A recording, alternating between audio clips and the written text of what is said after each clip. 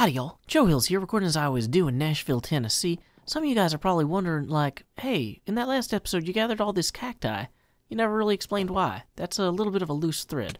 And you know what? You're completely correct. Sometimes when you work on a project this big, certain aspects of the project can get away from you, you know? So it's like, why did I need that cactus? What was it all for? Well, there's supposed to be 8 canopied beds that are green in this room, and I need green dye in order to build them. You know, that's just one of those things that, like, isn't that big a deal, but sooner or later somebody's got to do something about it, you know? Also, like, I've got these horses just hanging out in here. Probably don't go in here. They probably go out, you know, either in the yard, or maybe I should put these... Oh, that's going to be a problem. Can I just push him out the front door? Yeah, that way. Dang it. Okay, well, there we go. So, you know, we got, like, all these little hanging threads, these loose details that need to be cleaned up before we can actually... Oh, that's going to hurt. Oh, hey, I made it through. Although he didn't like it, apparently. All these little details that need to be cleaned up before the castle can really be truly considered finished. Let's try and get a head start on this and just kind of gallop through. Good enough. Great, so we'll just drop him off here. Whoops. Okay, take that. Boom. Hey, there's a second loose thread that we have tied up in a clean knot, you know? Now, instead of having 2 horses running around for who knows what reason, we've only got 1. But, you know, I started trying to keep track of all these loose threads in my head. And, once again, this project, massive scale. This thing has, like, probably 8 different levels, if you consider, like, from the bottom of the crypts to the top of the towers, and there's a high level of detail for every single one of these. You gotta keep in mind, this castle here, this was developed by Tracy and Laura Hickman originally, and they're smart to begin with. But then, they had people iterating on this castle and trying all different variations of it and building things with the concepts from it for years. And so then when Chris Perkins had the opportunity to come around and to revise it, kind of, for the modern era, I mean, he wasn't going to screw that up by not having every space be perfectly used in some way. Well, not maybe... Okay, you could argue maybe not perfectly. You know, I shouldn't say anything is perfect. Except for, you know, obviously my hair. But it's one of those things like... I think that there's a high level of detail here that was very well delivered and well conceived. So what we're going to do is we're going to grab some of this green dye. And we can go start dyeing some sheep, you know, while the rest of that cooks. Because we'll all be in, you know, what do you call it? Chunk loading range. But anyway, so too much stuff to keep in my head. What do you do when you got too much stuff to keep in your head? You write it down on paper. Now, I love paper. It's really good at a lot of things. You can make lanterns with it. You can make notebooks with it. You can make airplanes with it. But the thing that paper is not good at is portraying ideas in Minecraft. Because Minecraft, like, if I have a piece of paper next to me and I keep picking it up, I'm just going to bump into my microphone all the time, and then you guys will just be like, hey, my ears hurt, you're a terrible person, stop. So I thought, well, how can I, you know, write down all this stuff I need to do in Minecraft? So I came in here and I started working on this. So, like, green wool beds for servants' quarters, boom. Iron armor for stands on the mansion level stairs, oh, forgot about that already. 20-foot arch ceiling, bookshelves for everywhere, oh my goodness, I do need so many bookshelves. Chimney over fireplace, the crypts, there's still so much work to be done down there, southwest tower platform. I began working across this wall with my to-do list, thinking that I would zigzag back and forth until I filled this entire room with just all the little things that I need to knock out.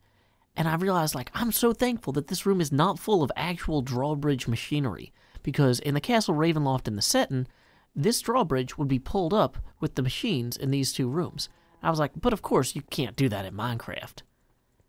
And then it kind of hit me, what if I could do that in Minecraft? I've been so worried about trying to figure out a way to make a drawbridge made out of, like, brown concrete powder fall from the, kind of crossbeam up here. It never really occurred to me that what if I had the drawbridge pushed out via pistons from these 2 spaces? So this is 10 blocks wide. If I had 5 blocks worth of drawbridge get pushed in from this side, 5 blocks worth of drawbridge get pushed in from that side, that would work. And in the game, when characters play it, they never actually see the drawbridge close. They just hear the drawbridge close, and when they go back out, it is closed. So even if it looks a little bit silly having the drawbridge come in from both sides, there's nothing that's actually like ruining or breaking the experience from that. And the characters wouldn't be able to see, because the drawbridge is opaque, that there's still this drawbridge here. I'm not going to make this one disappear when that one would close. I would just, have them be on the other side of it, where it's not a problem. So that means I need to gather more things. Yay! So I wrote down spruce wood planks. I did the math. I need 190 of those. I need 38 pistons, and I need lots of redstone. So that to me says it's time to get my little iron axe out here and start soaring off in the distance in search of some spruce wood trees. Now, I think I got some pretty big ones going on over here, so this is as good a place as any to start. And I'm going to go ahead and harvest away. Time skip! So back in our little preparation area here, you'll see I've gathered plenty of spruce wood planks, and some extra spruce wood, just in case we want it for decoration. I realize that pistons, though, I'm going to need more than just planks, I need to go gather iron, I need to go gather, redstone, and most importantly, I need to gather a ton of cobblestone. You might be saying, Joe, cobblestone, how much of a problem is that? Well, you remember the time where we turned all of our cobblestone into a gigantic castle? Yeah. Well, we've made some good progress on this half of the door, or drawbridge, but the thing is, the redstone powder is just not going to connect unless we kind of have, you can't do right angle stuff with redstone really properly. So what we need to do is we actually need to make repeaters, which are redstone mechanisms that the wire will stick to, kind of. So, we can have the wire go like this, and it'll turn right in there. Now, that's good for us, because let's say that we had literally any way of activating this, like a pressure plate, for example. We could hit that, now it'll push that out. Now, from a practical standpoint, we can't just have one pulse on this, because a single pulse will only push out the block 1. We need to rig this up to fire the pulse 5 times. But not only do we need to trigger this row of planks, we need to trigger every row of planks. So it's like, well, what if we just put a repeater on top of that one? Well, that's not working too hot, is it? Can't do that. We cannot stack these repeaters directly on top of each other. So I'm sure you're like, well, Joe, why don't you build an elaborate array of bizarrely, rotated repeaters with, stuff going all around the place and, have it be completely suboptimal? And I said, you know what, friends? That is exactly what I intend to do. This is going to be the most magical array of repeater-based hilarity that you've ever seen. So, if we just come at this from all 3 sides, then eventually it'll kind of work. Now, yeah, you could do a torch tower, but redstone, they keep changing how it works in new updates and things. So we're going to make this in such a silly way that no matter how they decide to break redstone, they will not break this. They only break the smart redstone things people do, not the dumb ones. Also, the mechanism for this drawbridge in the book is supposed to take up this entire space. So, if we build a compact piston door, then, we're not really following the, intent of Tracy and Laura Hickman in the 1983 i6 Ravenloft module, We gotta follow their dream in order to actualize our own. But yeah, so we're gonna, I don't know, make this work somehow. Time skip. Time to make some more sticks. How do I envision this working to push 5 blocks out? Oh, I didn't even think about that.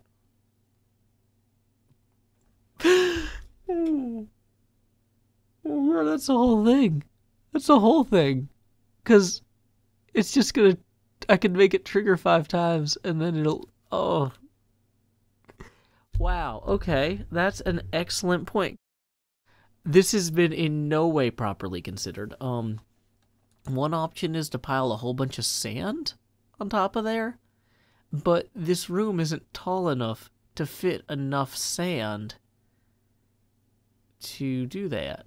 So Yeah. So I realized, I can rig this tower to go all the way up and have this piston push out. But what I don't actually have is a way to keep pushing this stuff. When I was originally going to have this door be gravity fed, that wasn't a problem because I would just have the pistons pull back a ledge or push back a ledge and then everything would just fall. But I didn't really take into account that I need to have something for the pistons to push against. The piston won't get 5 blocks long. So, we can trigger this 100 times, and it's never actually going to go all the way through there. So, what do we do with that information?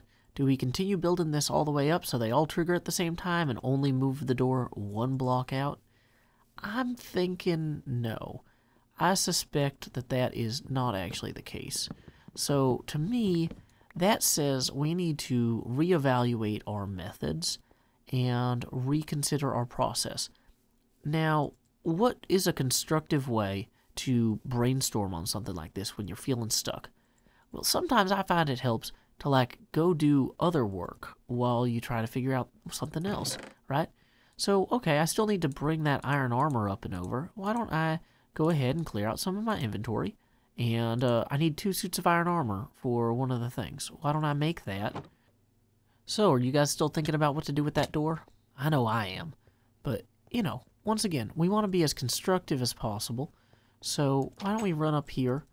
I think that these stairs connect to the area in which we need to place the armor stand armor. Is that it? Is this... Oh, here it is. These little alcoves. Boom.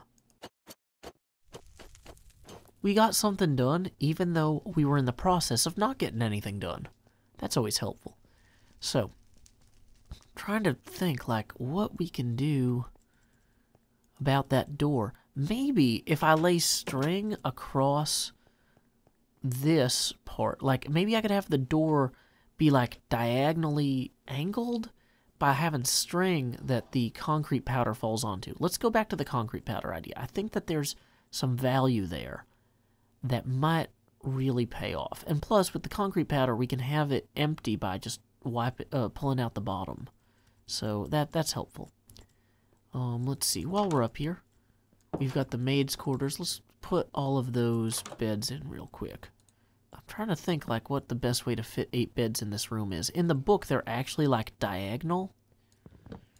And it's supposed to be a really tight space. Yeah. This feels like it's going to fit 8 beds about as optimally as you're going to get them. So, we'll just put one more right here. Okay. 8 canopied beds. Not canopied yet. Needs a roof. But core concept, functional space for the servants of this dark vampire lord.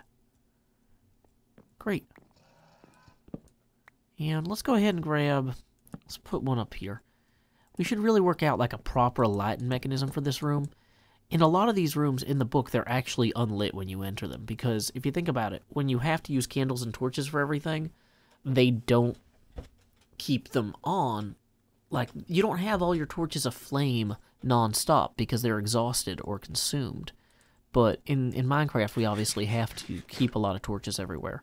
Or we'll have a different type of problem. But that's fine. Okay. As I wandered the castle, I discovered there were actually 2 more horses that I had not put away yet.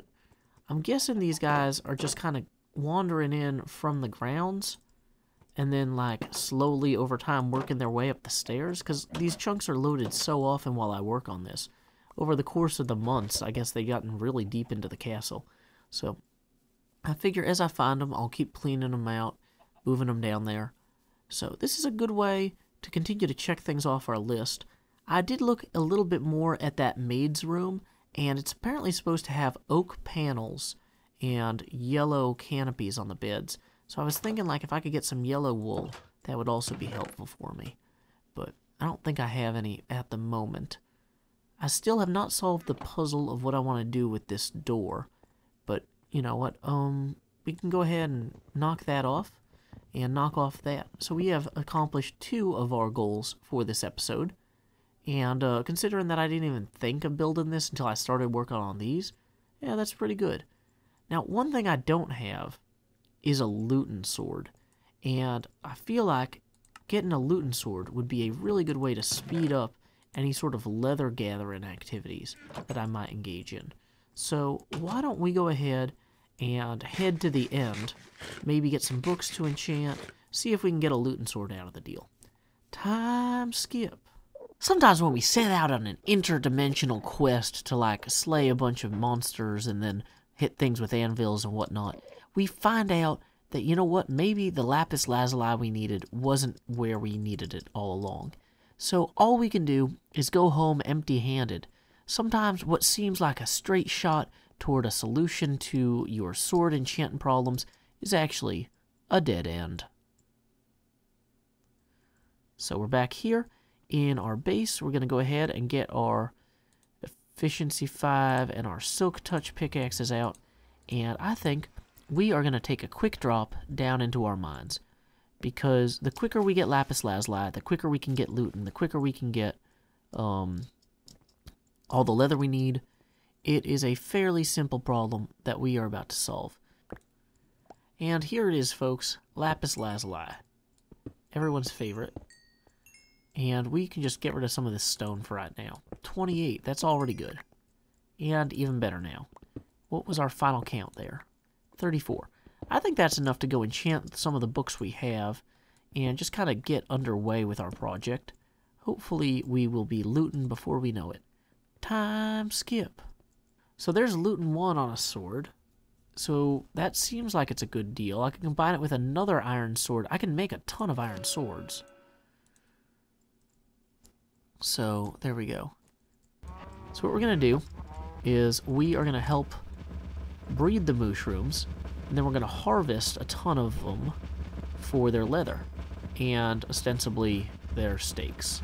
Well, I have harvested plenty of leather and plenty of steak, and these guys are all broadly awake to the idea that I'm probably not their pal. I fed them plenty of wheat, and I know how they're going to slowly repopulate. But you know what we need to do in the meantime is head out and actually manufacture some of the bookshelves out of their moos. So, let us fly. Where's my fireworks? Boom. Can't fly without fireworks. Need that flare. Need that flash. Need that light. And that smash of the, I don't know. Something. Need something. Fireworks away! Oh, here we go. Sugarcane jackpot. So, yeah. We are on the sugarcane sugar train now. Paper, paper everywhere. Let's make so many books that we can't think about them. Okay, 64 books. That means we now have enough to make a ton of bookshelves. So we're going to make a bunch of birch planks. And we're going to swap these out with the birch, because I don't really use the birch for anything in the castle, so we have a ton of extra. 38 bookshelves. That is not a poor showing. So that means we can start going through all the rooms that need bookshelves and adding them. Let's see. So, for sure, I know that includes the lounge in the tower here. I know that includes the element room. And those are all pretty close to each other. The accountant's office, we already put bookshelves in. So we're doing okay there. But if we go upstairs, the Strahd's study, the vampire, his study really, really needs some books. That's actually going to be, if we run out of books, it's going to be because this study here has books on, like, every wall. They're supposed to be, like, diagonal bookshelves here. And they're supposed to be, like, pretty significantly big, too. Like, I don't want to put it too close to the fireplace because I feel like that'll look wrong. But, like, yeah. The thing about living forever is you tend to want to have a lot to keep you busy. So, he's also got a bookshelf along this wall that's supposed to be pretty big. Whoops. Silk Touch, pick to the rescue. Let's make sure that's the right one. Silk Touch, pick to the rescue. Ta-da! So here's what we're going to do. So the next thing we need to put in is a painting above the fire. Now, I'm going to probably have to bop the painting off of the like thing up here a few times, because otherwise, like when you place a painting, right, it doesn't always do the right one. You know what? Oh, actually, that's the size and shape I wanted, and it's not necessarily the worst picture for the setting. Okay, never mind. I was going to say we'll put out the fire, we'll put up the picture, and then we'll break it a bunch of times, and then we'll relight the fire. But you know what? My exemplary example skills are so good that we didn't even have to do that. That's great. Okay, wonderful. You know, as we return to our list that we started the episode off with, we have bookshelves for everywhere on here, and we can't really cross that off because we still need bookshelves for like a lot of different places. We also, I'm realizing, need a road to the drawbridge. You know, that is something that I haven't, dang it, I can't even fit that on one line. Drawbridge. Done. You know, that is something that we definitely need to look at. But let's go ahead, and I'm still puzzling over how best to approach this drawbridge closing mechanism problem. Maybe part of it could come up out of the ground somehow. That's, I don't know. Let's just look at what would the road to the drawbridge look like, right? If we run over here to our games district, and we want to have the road approach from our Vistani camp down here. So we've got, you know, you're in the camp, you see the castle. When you leave the camp, you would probably travel along, let's see. Oh good, zombies. Hey, do you know how to run into fire? You want to learn? Here, I'll teach you. Well, you're running while on fire, and now I'm on fire. Dang it. My cleverness did not pay off there.